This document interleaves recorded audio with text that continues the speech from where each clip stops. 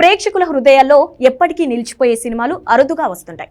అలాంటి అరుదైన సినిమా అనే అభిప్రాయాన్ని ట్రైలర్తోనే కలిగించింది రాజధాని ఫైల్స్. రాజధాని కోసం భూములు త్యాగం చేసిన వేలాది రైతుల ఆవేదనని కళ్ళకి కట్టినట్టు చూపిస్తూ తెరకెక్కిన ఈ సినిమా ప్రేక్షకుల ముందుకు వచ్చింది. మరి సినిమా ఎలా ఉందో రివ్యూలో తెలుసుకుందాం.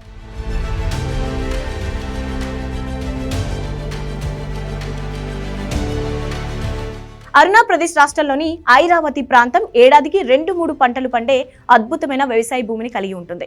అయితే ఆ ప్రాంతం రాష్ట్రానికి నడిబొడ్డున ఉండటం, అన్నిటికీ అనువైన ప్రాంతం కావడంతో ప్రభుత్వం ఐరావతిని రాష్ట్ర రాజధానిగా ఎంపిక చేస్తుంది.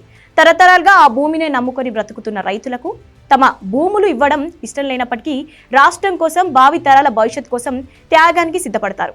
విశ్వనగరం లాంటి రాజధాని నిర్మాణం జరిగితే ఎన్నో కంపెనీలు వచ్చి రాష్ట్రం అభివృద్ధి చెందుతుందని, యువత భవిష్యత్తు బాగుంటుందని ఎంతో సంతోషంగా భూములు త్యాగం చేస్తారు రైతులు. రాజధాని నిర్మాణ పనులు వేగంగా జరుగుతుండటంతో తాము కలలు కన్న రాజధానిని త్వరలోనే చూసుకోబోతున్నామని రైతులు ఎంతో ఆశగా ఎదురుచూస్తుండగా కొత్త ప్రభుత్వం వచ్చి వారి ఆశలపై నీళ్లు చల్లుతుంది, వారి త్యాగాన్ని వృధా చేస్తుంది.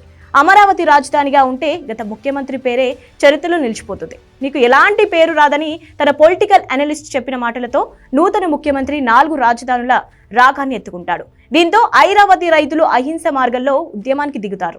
ఆ ఉద్యమాన్ని అణచడానికి సీఎం, అతని అనుచరగణం చేయని దుర్మార్గం ఉండదు. ఆ దుర్మార్గాలను తట్టుకొని రైతులు ఎలా పోరాడారు, ఆ పోరాట ఫలితంగా ఐరావతి రాజధానిగా ఉందా అనేది సినిమా చూసి తెలుసుకోవాలి.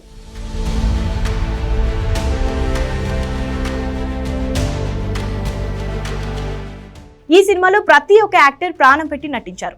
రైతు నాయకుడిగా వినోద్ కుమార్ నటన కట్టిపడేసింది. ఇప్పటిదాకా ఆయన పోషించిన ఉత్తమ పాత్రలలో ఒకటిగా ఇది నిలిచిపోతుంది. రైతు నాయకురాలిగా వాణి విశ్వనాథ్ కూడా మెప్పించారు.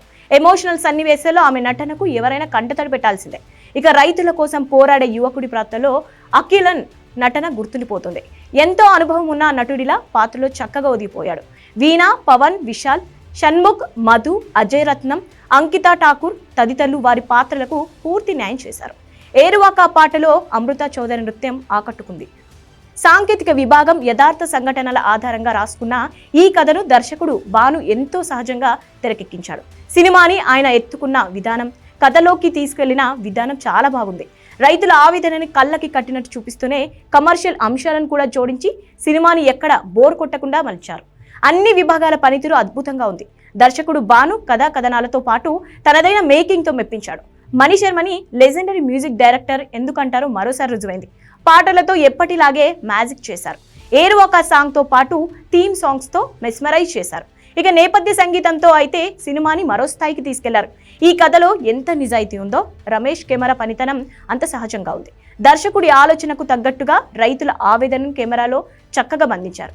ఎడిటర్ కోటగిరి వెంకటేశ్వరరావు తన అనుభవంతో సినిమాని నీట్గా ప్రజెంట్ చేశారు. అనిల్ అచ్చుగట్ల సంభాషణలు ఆకట్టుకున్నాయి. నిర్మాణ విలువలు ఉన్నతంగా ఉన్నాయి. వినోదాన్ని పంచే సినిమాలు రెగ్యులర్ గా వస్తాయి, కానీ వాస్తవాన్ని చూపిస్తూ ఆలోచన రేకెత్తించే సినిమాలు అరుదుగా వస్తాయి. అలాంటి అరుదైన సినిమానే రాజధాని ఫైల్స్. ఇది ఒక ప్రాంతానికో ఒక రాష్ట్రానికో చెందిన సినిమా కాదు. భాష, ప్రాంతంతో సంబంధం లేకుండా అందరినీ కదిలించే రైతుల త్యాగానికి, వారి ఆవేదనకి సాక్ష్యం ఈ చిత్రం.